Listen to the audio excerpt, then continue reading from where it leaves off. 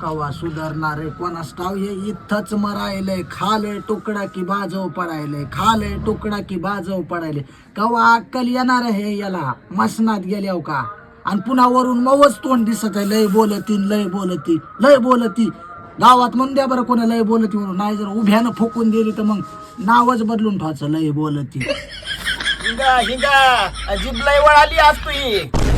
लय वळायली म्हणजे स्वतः कमी त्यान तुला हा खाऊ घालते